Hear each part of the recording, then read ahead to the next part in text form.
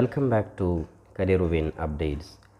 Kerala government തലത്തിൽ LP അതേപോലെ തന്നെ UP സ്കൂൾ തലങ്ങളിൽ അധ്യാപകരാകുവാൻ തയ്യാറെടുക്കുന്ന മുഴുവൻ ഉദ്യോഗാർത്ഥികളും ശ്രദ്ധിക്കേണ്ട പ്രധാനപ്പെട്ട ചില അപ്ഡേറ്റ്സുകളാണ് ഈ വീഡിയോയിൽ ഉണർത്തുവാൻ ആഗ്രഹിക്കുന്നത്.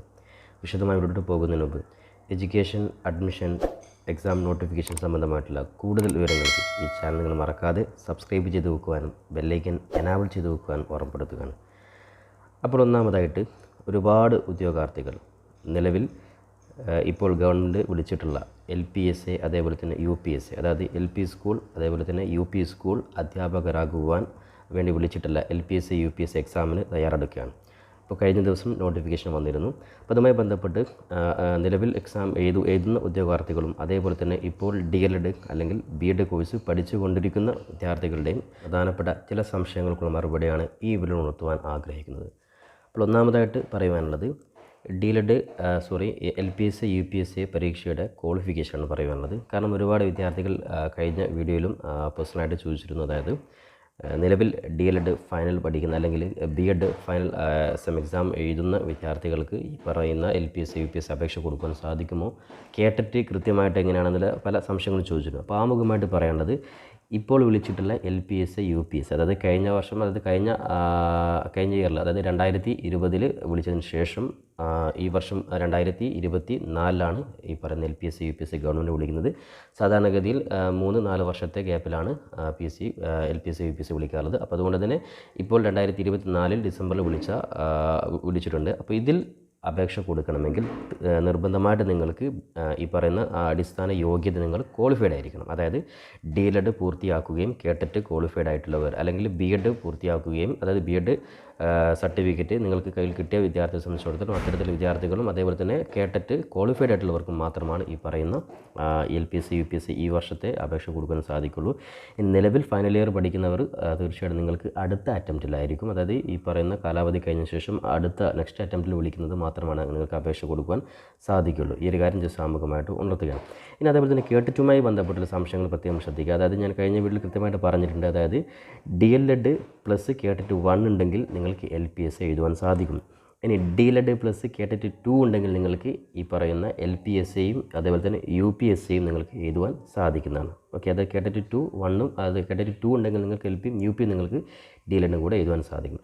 ഇനി അതേപോലെ തന്നെ B.Ed പ്ലസ് കേട്ടിട്ട് 3 നിങ്ങൾക്കുണ്ടെങ്കിൽ, അല്ലെങ്കിൽ കേട്ടിട്ട് 2 ഉണ്ടെങ്കിൽ നിങ്ങൾക്ക് UPSA നിങ്ങൾക്ക് എഴുതുവാൻ സാധിക്കുന്നതാണ്. അതായത് LPSA നിങ്ങൾക്ക് DLEDകാർക്കും മാത്രമാണ്, എന്നാൽ UPSA DLEDകാർക്കും B.Edകാർക്കും ഈ പറയുന്ന UPSA എഴുതുവാൻ സാധിക്കുന്നതാണ്. അപ്പോൾ ഇതാണ് ഇതിൻ്റെ അടിസ്ഥാനമായിട്ടുള്ള യോഗ്യത. അപ്പോൾ ഇതുമായി ബന്ധപ്പെട്ട് ചില വിദ്യാർത്ഥി ചോദിച്ച സംശയമാണ്. കാരണം ഇപ്പോൾ ഡിസംബറിൽ കേട്ടിട്ട് എക്സാം എഴുതിയവരുണ്ട്. കാരണം ഒരുപാട് ഉദ്യോഗാർത്ഥികൾ നേരത്തെ തന്നെ DLED അല്ലെങ്കിൽ B.Ed ക്വാളിഫൈഡ് ആവുകയും കേട്ടിട്ട് കിട്ടാത്തതിൻ്റെ പേരിൽ പരീക്ഷ, അതായത് കേട്ടിട്ട് കിട്ടാത്തതിൻ്റെ പേരിൽ വീണ്ടും ഡിസംബറിൽ എഴുതിയവരുണ്ട്. കഴിഞ്ഞ 2 ദിവസങ്ങളിലായിട്ട്, അത് 29-30 പരീക്ഷ എഴുതിയവരുണ്ട്. അവരെ സംബന്ധിച്ചിടത്തോളം ഈ പറയുന്ന PSCക്ക് അപേക്ഷ കൊടുക്കുവാൻ സാധിക്കുമോ എന്നുള്ളത് ഒരുപാട് സംശയം ചോദിച്ചിരുന്നു. അത്തരത്തിൽ വിദ്യാർത്ഥികൾ പറയാനുള്ളത്, കേരള PSC ഇപ്പോൾ വിളിച്ചിട്ടുള്ള അപേക്ഷ നിലവിൽ ജനുവരി 31 വരെയാണ് LPSAയും UPSAയും അപേക്ഷ കൊടുക്കുവാൻ സാധിക്കുക.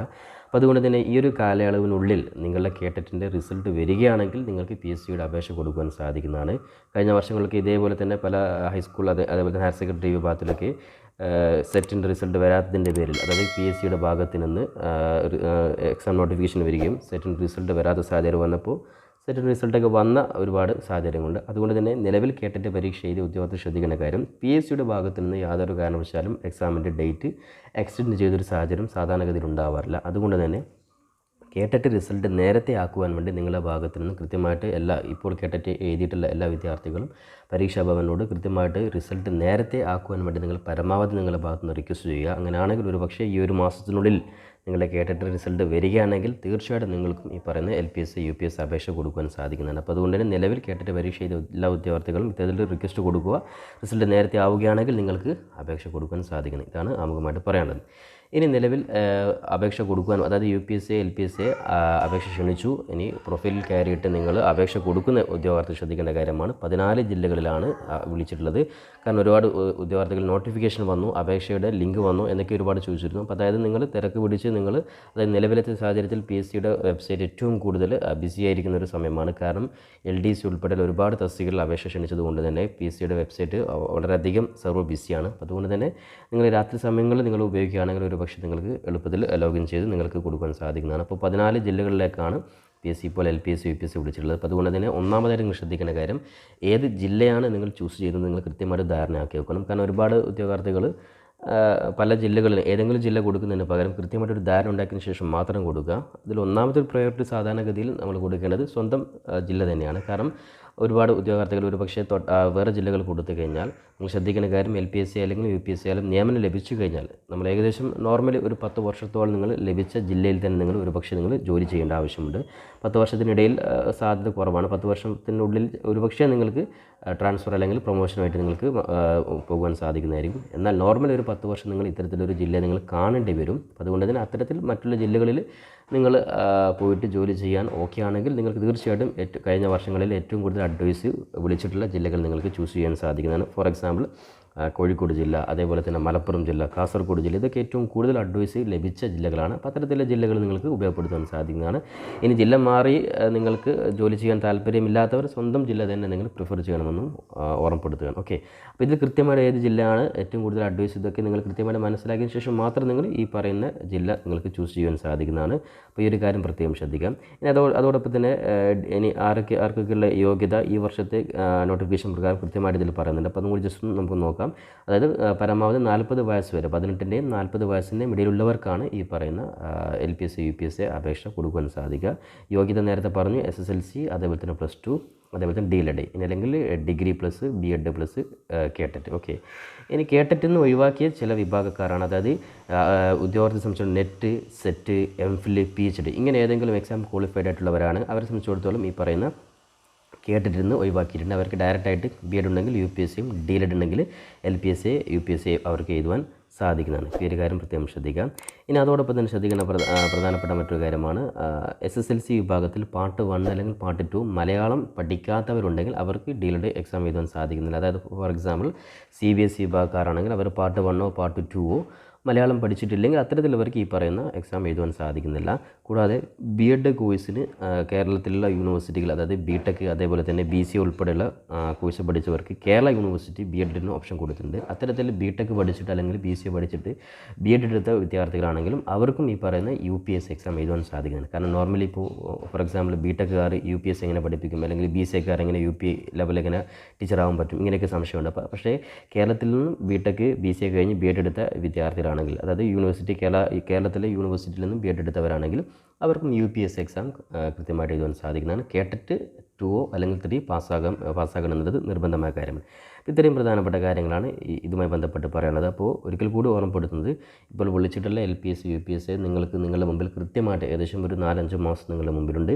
പറ്റുമെങ്കിൽ നിങ്ങൾ ഏതെങ്കിലും PSCയുടെ കോച്ചിങ് സെൻറ്ററിൽ നിങ്ങൾക്ക് ഏറ്റവും നല്ലൊരു ക്ലാസ് ലഭിക്കുന്ന ഏതെങ്കിലും കോച്ചിങ് സെൻറ്റർ നിങ്ങൾക്ക് പ്രിഫർ ചെയ്യുവാനും അതുമായി ബന്ധപ്പെട്ട് കൃത്യമായിട്ട് ഈ 5 മാസം അല്ലെങ്കിൽ 6 മാസം നന്നായി നിങ്ങൾ പരിശ്രമിക്കുക. കേവലം ഒരു കോച്ചിങ്ങിനെ ആശ്രയിക്കാതെ നിങ്ങൾ കൃത്യമായിട്ട് സിലബസ് വെച്ചിട്ട് നിങ്ങൾ കൃത്യമായിട്ട് പഠിച്ചാൽ നിങ്ങൾക്ക് റാങ്ക് ലിസ്റ്റിൽ വരുവാനും നിയമനം നിങ്ങൾക്ക് ലഭിക്കുവാൻ സാധിക്കുന്ന ഏറ്റവും ഒരു സുവർണ്ണ അവസരമാണ്. കാരണം TSCയുടെ ഭാഗത്ത് നിന്ന് കഴിഞ്ഞ വീഡിയോയിൽ പറഞ്ഞതുപോലെ ഏറ്റവും കൂടുതൽ നിയമനം വരുന്ന വിഭാഗമാണ് LPSC. അത് കഴിഞ്ഞാൽ UPSC ആണ്. കാരണം കോമ്പറ്റീഷൻ കുറഞ്ഞ തസ്തിക LPSC തന്നെയാണ്. അതിനേക്കാളും കോമ്പറ്റീഷൻ കൂടിയതാണ് UPSC. എന്നാലും ധാരാളം നിയമനങ്ങൾ സാധാരണഗതിയിൽ വിളിക്കുന്ന അവസരം. കാരണം 3 വർഷം, ഇനി വരുന്ന 3-4 വർഷത്തേക്ക് നിങ്ങൾക്ക് ഈ വിളിക്കുന്ന റാങ്ക് ലിസ്റ്റിൽ നിന്നാണ് നിയമനം വരിക. അതുകൊണ്ട് തന്നെ കൃത്യമായിട്ട് നിങ്ങൾ പരിശ്രമിച്ച്, കാരണം ഒരുപാട് വിദ്യാർത്ഥികൾ നേരത്തെ തന്നെ കഴിഞ്ഞ വർഷത്തിൽ തന്നെ ഇതിനു വേണ്ടി പ്രിപ്പറേഷൻ നടത്തിയിട്ടുണ്ട്. അപ്പോൾ ഇനി നിങ്ങളുടെ മുമ്പിൽ ഏകദേശം 5-6 മാസമുണ്ട്. കൃത്യമായിട്ട് ഇതുവരെ പ്രിപ്പറേഷൻ ചെയ്യാത്തവരാണെങ്കിൽ അവർക്കും ഈ പറഞ്ഞ 5 മാസത്തിനുള്ളിൽ 5 മാസം കൊണ്ട് കൃത്യമായിട്ടുള്ള ഒരു പ്ലാനിങ്ങോടുകൂടി പ്രിപ്പയർ ചെയ്ത് കഴിഞ്ഞാൽ വളരെ ഒരു സുവർണ്ണ അവസരമാണ് നിങ്ങളെ കാത്തിരിക്കുന്നത്. അതുകൊണ്ട് തന്നെ കൃത്യമായിട്ട് ഓരോ സമയം ഉപയോഗപ്പെടുത്തിക്കൊണ്ട് ഇതുമായി ബന്ധപ്പെട്ട് മുന്നോട്ട് പോവുക. അപ്പോൾ LPSC UPSCയുമായി ബന്ധപ്പെട്ടുള്ള വാട്സപ്പ് ഗ്രൂപ്പൊക്കെ നേരത്തെ ക്രിയേറ്റ് ചെയ്തിട്ടുണ്ട്. ആവശ്യമുള്ളവർ ആ ഗ്രൂപ്പിൽ ജോയിൻ ചെയ്യുക. അതുമായി ബന്ധപ്പെട്ടുള്ള കാര്യങ്ങളൊക്കെ നിങ്ങൾക്ക് അതിൽ അപ്ഡേറ്റുമായി നിങ്ങൾക്ക് തന്നെ ചർച്ച ചെയ്ത് കാര്യങ്ങൾ മനസ്സിലാക്കാൻ സാധിക്കുന്നതാണ്. അതോടൊപ്പം തന്നെ ഈ പറയുന്ന LPS UPS PSC ഉൾപ്പെടെയുള്ള മറ്റു എല്ലാ കാര്യങ്ങൾക്കും നോട്ടിഫിക്കേഷൻ അപ്ഡേറ്റിന് വേണ്ടിയിട്ട് ചാനൽ നിങ്ങൾ മറക്കാതെ സബ്സ്ക്രൈബ് ചെയ്ത് വെക്കാനും ബെല്ലൈക്കന് എനാബിൾ ചെയ്ത് വെക്കാനും ഓർമ്മപ്പെടുത്തുകയാണ്. പരമാവധി നിങ്ങളുടെ സുഹൃത്തുക്കൾ കൂടി ഇതിലെ വീഡിയോകൾ എത്തിക്കുവാൻ വേണ്ടി ഓർമ്മപ്പെടുത്തിക്കൊണ്ട് പുതിയൊരു അപ്ഡേറ്റ് നമുക്ക് വീണ്ടും കണ്ടുമുട്ടാം. അതുവരേക്കും തൽക്കാലം it's me Savad Adicheri. Thank you for watching this video.